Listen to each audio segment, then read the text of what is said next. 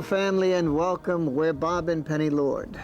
Pope John Paul II wrote a letter to the Dominican community in July of 2001.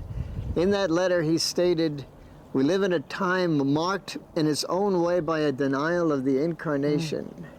For the first time since Christ's birth 2,000 years ago, it is as if he no longer has a place in an ever more secularized world.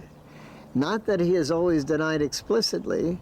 No, there are many who indeed claim to admire Jesus and elements of his teachings, but he remains distant. He is not really known, loved, and obeyed."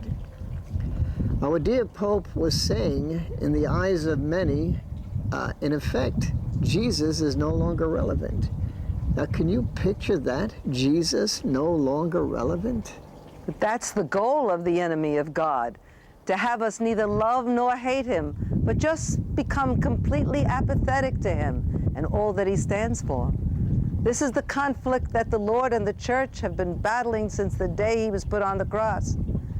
Take away the importance of the cross. Take away the value of the cross. As Archbishop Sheen said, and he was quoting scripture, Satan was in the crowd that day.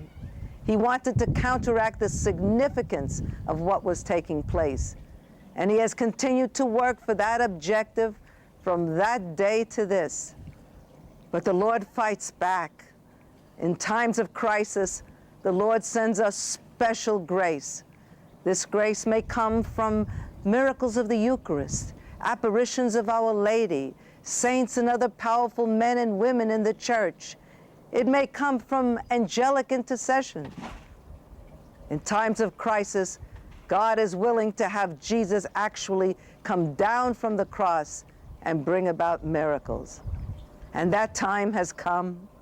The grace we want to share with you today, that signal grace which had to come, is the grace of miracles of the cross. We want to share with you miracles of the cross which took place in Mexico City.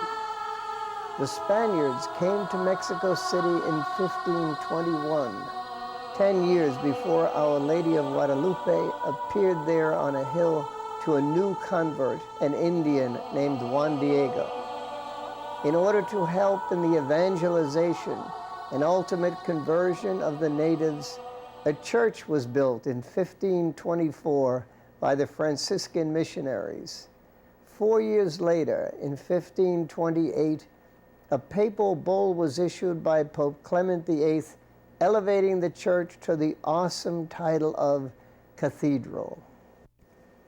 When that same year, Father Juan de Zumarraga was appointed bishop, he proposed to the Spanish government the construction of a church worthy of that honor, explaining that the first church built by Cortés was damp and too small for the growing population.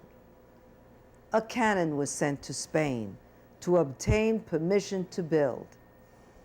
It was agreed construction would commence in 1536. A choice piece of property was chosen and excavation began immediately.